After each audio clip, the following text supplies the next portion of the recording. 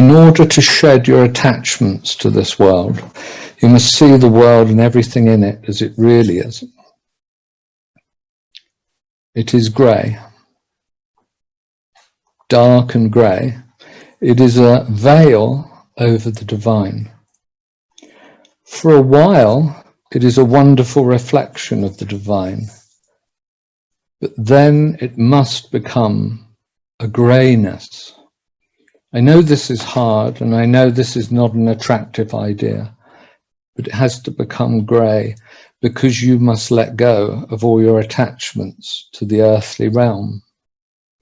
You must become disenchanted with everything, and this enables you to enter the darkness. The artist Miroslav Balka created an installation called How It Is. You enter into a pitch dark chamber that is created out of several tons of steel, making a giant container on thin metal supports. The interior is lined with black, light-absorbing velvet, creating an incredibly dense blackness. The installation has been related to a shipping container, a cattle car, or a gas chamber. But the curious thing is, the powerful impulse that people report standing at the entrance to this formidable space, a seductiveness, and on mounting the steel ramp to enter, the inability they feel to turn back.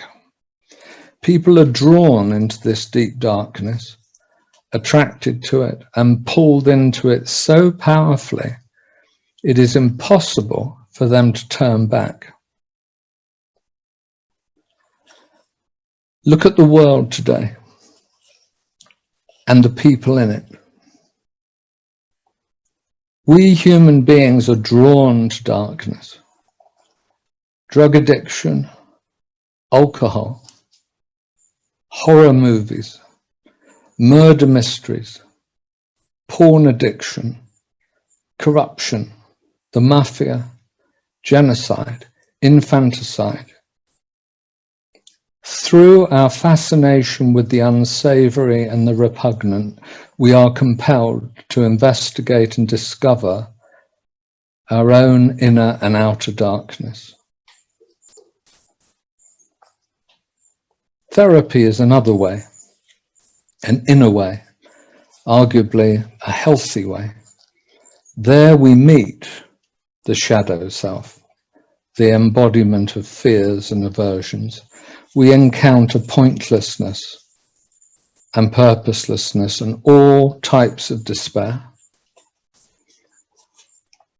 Everything in life must disappoint. You must become disillusioned with everything. Despair is never far away while you cling to the temporal, to what appears in the world. Ultimately, your disenchantment is total. This is not a message for the worldly, for the possessive materialist. This is not a message the ignorant can hear, not a message the ambitious-minded, achievement-oriented, egocentric individual will be able to make any use of. But this is a message that the truly spiritual human can and must hear, and not only hear, but act on. You will find yourself uninterested in social intercourse and superficiality of all kinds, accruing money, clothes, cars, jobs, partners. You will find yourself less interested in marriage and raising a family, succeeding in your job, worldly comforts and pleasures of all kinds. You will find yourself ultimately disinterested in life itself. And when you do, you must follow the impulse, because it is the impulse toward the eternal, the impulse toward the divine. And this does not mean that you stop work, leave your partner, desert your family, or sleep on a bed of nails. Neither does it mean you destroy this body. Follow this impulse, and you find that you release all of your attachments. Curiously, your ability to parent, love, work, succeed, and enjoy is increased when you release attachments. As you hold the world of appearances lightly, without compulsion or anxiety, you're able to fulfill your tasks and your roles with less effort. As you distinguish between your worldly responsibilities and the bindings of your soul, you become a better partner, a better parent, better at work, better at engaging with life. But it's difficult. Even though so much secular mundane life is filled with idle pursuits, superficiality, and pointless activities, as human beings we experience a fundamental need, a primary need, a crucial need to be welcomed, included, to fit in and be a part of what is going on. As a human being, we want to belong. But your true self is much more than that, because you're much more than merely a human being. Stop thinking of yourself as merely a human being, and stop feeling and acting as a mere human being. You are a human being in form, but you belong to formlessness. You do not belong to a person, to a family, to a group, to a nation, to a religion. You're not even identified with your own name. Unless you see past the human being in form, who bears your name and characteristics, with whom you were identified for so long, you will never taste the truth. You will never come into the presence of the eternal.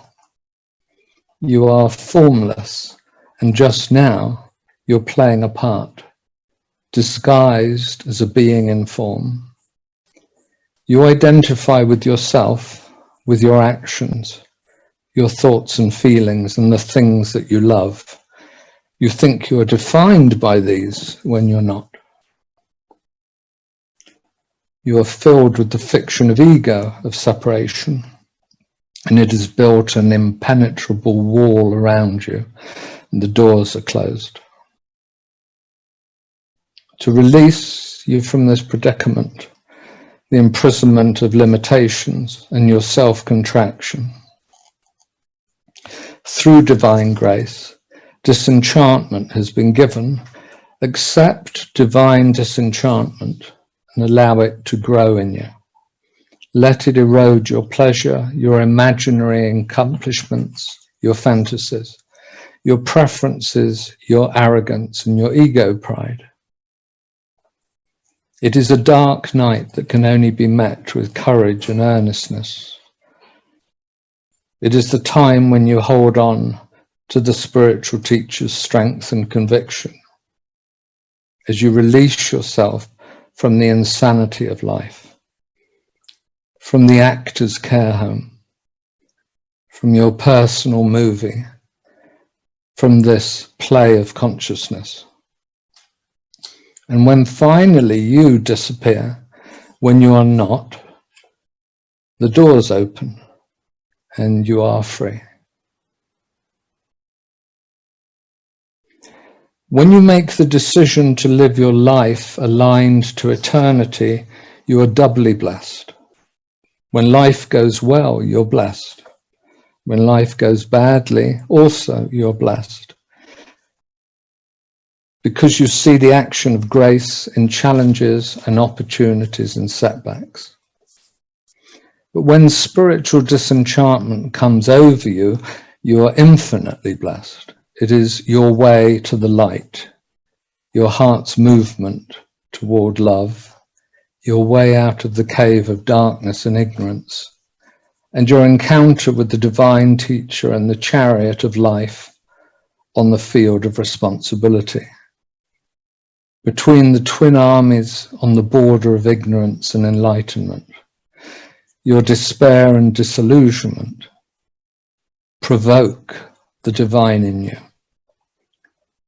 Your dejection leads to liberation, and through the path of disenchantment, you may arrive at your awakening.